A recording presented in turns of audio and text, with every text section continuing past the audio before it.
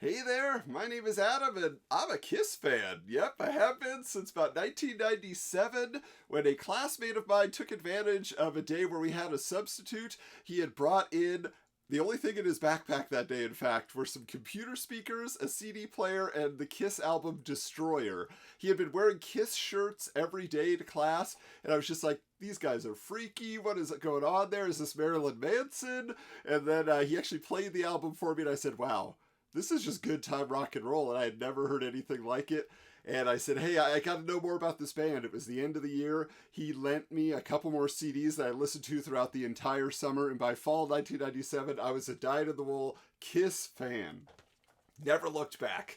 Just kept buying, kept, supporting the band with my wallet, as we always do. But I wanted to share this bin that I have collected over all these decades. I just have all this Kiss merch that I wanted to share. So starting off here, a few vinyl records. I'm not a huge vinyl guy, but the one that started it all, right? Kiss Destroyer. I actually have this Ken Kelly album cover as the shower curtain in my bathroom. Yep. But this one is probably my favorite Kiss album, Love Gun. Just every song on this I really adore. I love having all four band members singing for the first time, solo songs. I love everything about it. Dynasty is another great one. I know this got a lot of flack in its day from what I hear, but I've always enjoyed Dynasty. I think it's a fun album. The production on it is nice and clean. It's very cool. This is a weird one I picked up in a used record store back in the day. Kiss Tokyo 77. I think it also goes by like Fried Alive or something.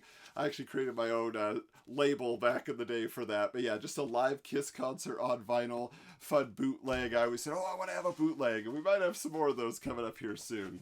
Let's get in. There's no particular order here. There's just so much stuff in this bin. How about, Detroit Rock City, okay, on DVD. Now, I tried to see this in theaters. I actually went to the movie theater and got this promotional poster, but it went out of theaters so quickly, at least in my area, that I didn't even get a chance to see it until home video. I mean, I watched the VH1 special and recorded that. I probably have the VHS here somewhere. Speaking of VHS, so I have a fun collection here. This one is actually a big one for me. This is from the reunion tour, their first concert together, their first live concert. This is a bootleg tape, but it was at Irvine Meadows. I'm from Irvine, California. It was right in my backyard. I didn't even know about it as the K-Rock Weenie Roast that they do every year, big concert. So that's a huge one for me. That was a big deal. But after that, I started picking up, hey, here's Kiss Exposed, okay? I used to have Kiss Confidential, but I don't know what I did with it. This is the Kiss My A-Money Money, as I often called it, video. This is a bootleg that my friend Bill dubbed for me, but I watched this over and over again. It's got a few extra things that I've added on to the end over the years. Here's that VH1 special, The Kiss Behind the Mask. But then, in addition to this little documentary they also did a concert premiere for Detroit Rock City, where they had a bunch of other bands playing with them as well. Here's Kiss Unplugged, just probably one of my favorite albums and one of my favorite performances by the band. I think they sound so good acoustic. Here's what I got to put together here, make sure I get it in the right order. Here we go. Kiss The Second Coming, yes, a 2-video set, which was telling you everything you needed to know about their reunion tour, everything that they had recorded during that time. That was super cool to get.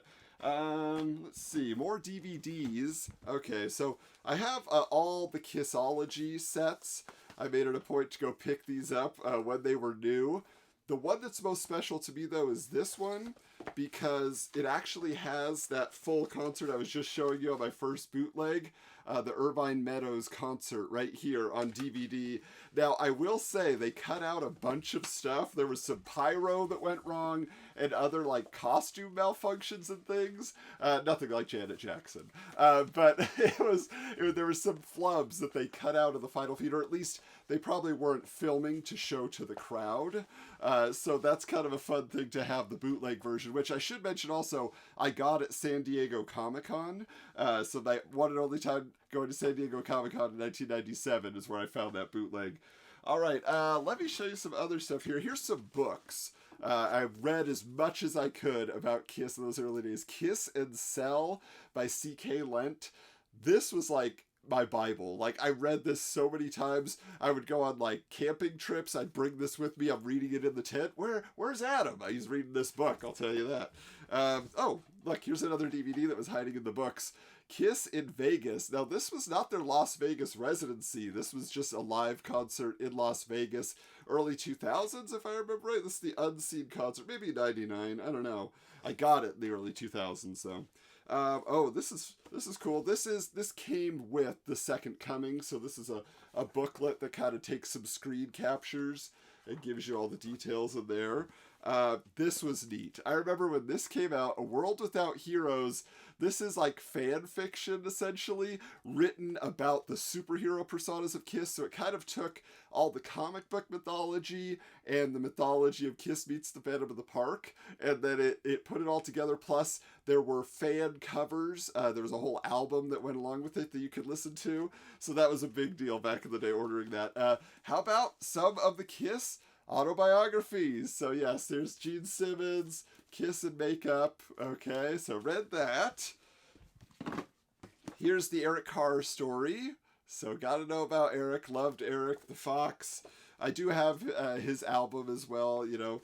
Oh, this was a big one for me too. Black Diamond 2. So I don't have the first one, but this was a big deal for me because this basically catalogs every like Kiss related album, every appearance on other people's albums when they like would be ghost musicians or producing or whatever. So there was like a ton of stuff here, even like bootlegs and all of that. Like, so this was a huge resource for me as a young Kiss fan, learning like, what do I need to know about Kiss? What is everything I can get my hands on, even if I've run out of official Kiss albums. Okay, so here's Paul's much thicker, I feel like, autobiography. Really enjoyed the candor in that. Here's Peter's album. I love how they just pretty much all go together really nicely. I almost got a chance to meet Peter and get this book signed by him at a book signing near me at the time, but unfortunately something came up. I couldn't make it. But I did make it to see Ace Frehley in person. That's right. So where's my autograph there? There's my Ace autograph. And my favorite thing about that was that I was wearing a Kiss t-shirt, which had, you know, the Beatles from the Meet the Beatles album, you know, their faces kind of in shadow, but the faces that were exposed, the part of the face, was Kiss makeup. And he's like, oh, that's a cool shirt. And I'm like, thanks, Ace, you made my day. So that was all worth that visit. Kiss Behind the Mask, another fantastic piece. This unpublished biography from the 70s that then was finally published, and then they added everything that the Kiss band members felt about each track on every album up to that point, which was really neat. All right, I think that's it for those books, but I have other types of books, so let me check here. All right, yeah. So I try to grab every, Kiss magazine that I could find back in the day. Here's Guitar World from the Psycho Circus era. I think a lot of these pages, unless maybe I bought two, because I cut out a lot of those pages and put them on my high school binder. So that was a big deal to me. Here, what else we got? Okay. Well, there's the Kiss Nation comic book. So this is their big deal, was saying, oh, you know, we're meeting up with the X-Men. We're teaming up. But I do have, hey, how about some other Kiss comic books? So there's the reprinted collection of the first two Marvel Super Specials. But then I actually do have the original Marvel Super Special printed in real Kiss blood. My nephew Keith found this for me. Super awesome guy. Got it for me for my birthday. It was pretty fantastic. I told him I don't think I ever got a better birthday present. Here's a few more magazines. This was Las Vegas magazine when I went to see Kiss a few years back, so they made the cover there. And then let me grab these other ones. Then just more recently, this tour, these are some of the Kiss magazines. I always just think it's funny that they have Ace and Peter, even though they haven't been in the band for decades at this point. So there's that. This is Toy Fair magazine when the Kiss Psycho Circus action figures were coming out that tied into the comic books, which I have a full run of the comic books. I don't need to show you every issue, but this is something that came packed in with an issue of Wizard magazine, and this was kind of like a primer for the comic book to give you an idea. Speaking of Wizard, there it is right now. I actually do a Wizard podcast where we cover every issue of the magazine, and we're about to cover this one, so I'm super excited to bring on a fellow Kiss fan, talk about the band.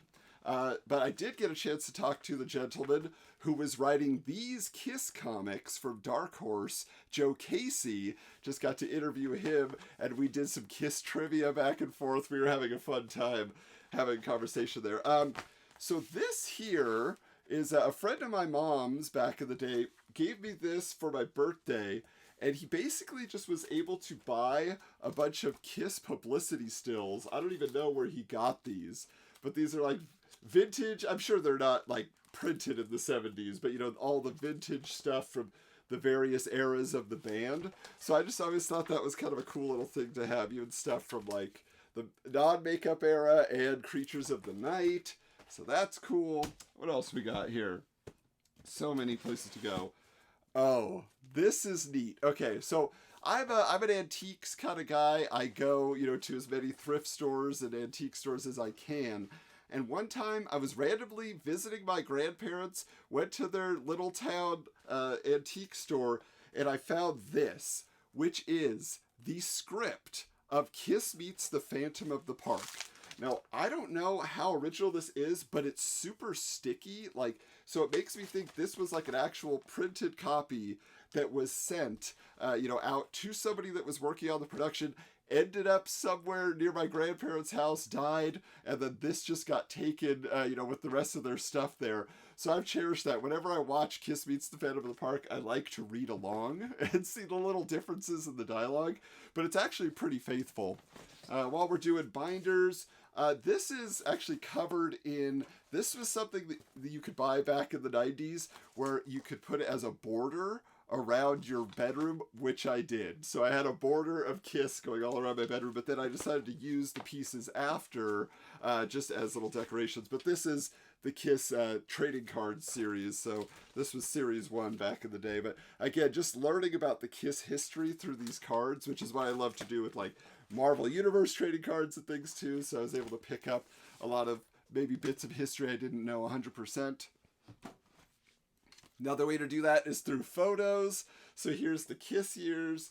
By just so many great photos in here. Of course, the ones that always fascinated me the most were the ones from the Elder era. So just all this stuff in here with like Eric, it's just, this was a really cool piece, just in how beautifully the photos were reprinted in there. All right, what else we got? Oh, okay. Well, here's a couple things.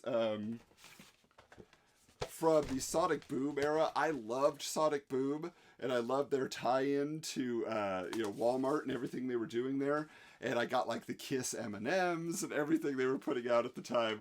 So that was very cool. This was, I was just getting into playing guitar in high school after I got into the band. So this came with my Ace Frehley official strap, and you had some guitar picks and things like that in it. But it was just such a great picture of Ace, I decided to hang on to it. This is very special. This is another thing a friend gifted to me. I was very well known for my Kiss fandom. This came from a music store in LA. A friend of mine, Nassim, who I did a lot of drama with in high school, she actually went on to be a cast member in Saturday Night Live for many years. She was in that live-action Aladdin film.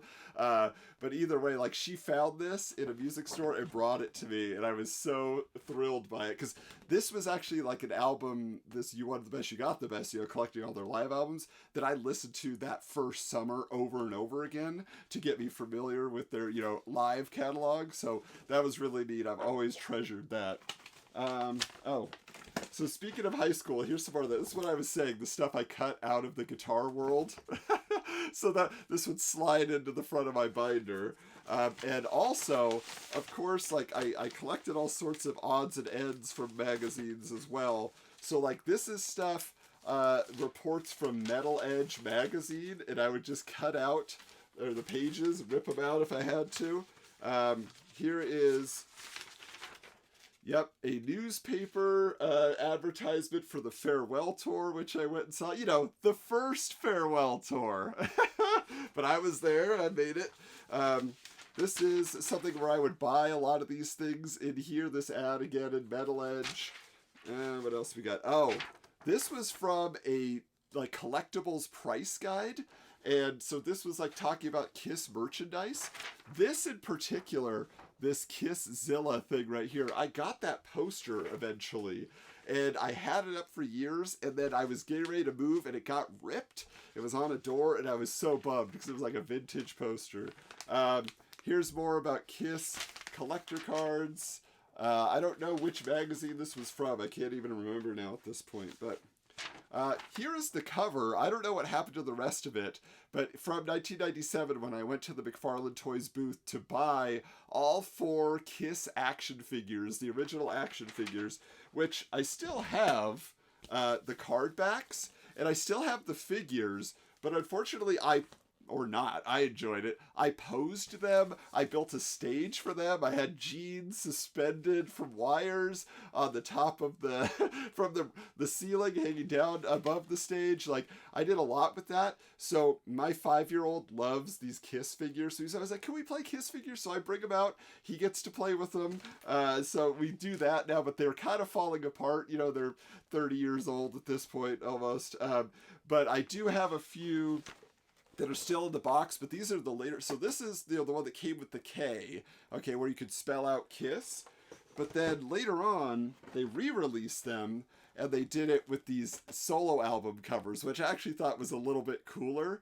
So I grabbed a couple of these. I don't have a full set anymore. I have, like I say, I have the full set technically, but you know, here's Ace with his solo album, and then there's Peter. So I have 3 of the solo albums, but I don't have the Gene solo album figure. I have the Gene with the K figure. And then, yeah, here's here's the figures in the bag, the loose figures that are for playtime. I'll put those over here, because he's going to see, you're doing a Kiss video? I'm going to play with those. Here's a few more magazines. So here's Metal Edge again. Let's see, what do we got? Oh, so these are the album, or not the albums, the catalogs where you could order a bunch of Kiss merchandise back in the day.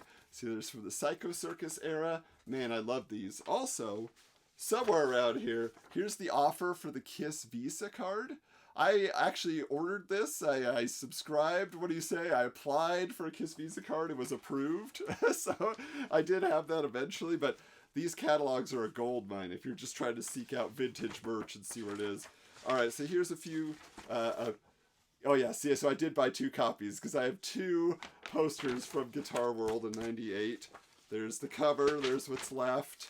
But yeah, like I said, if it mentioned anything, there's Eric Carr, kind of an obituary for him. There's Spiro and Gene talking about the Kiss Punisher bass. There's Ace talking about all his gear that he wants you to buy. I mean, there's a Psycho Circus. I don't even know what I cut that out of.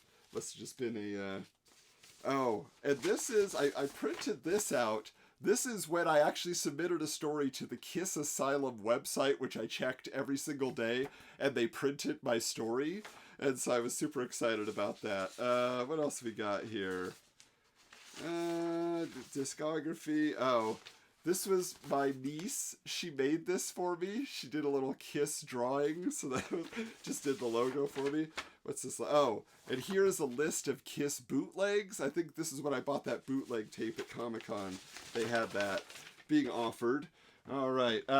Here's another thing. This was given to me by a friend for Christmas. Joe, I believe, gave this to me. So just like, you know, a little caricature version of Kiss. There were always those booths set up everywhere. Do they still do that? I feel like I never see caricaturists out and about.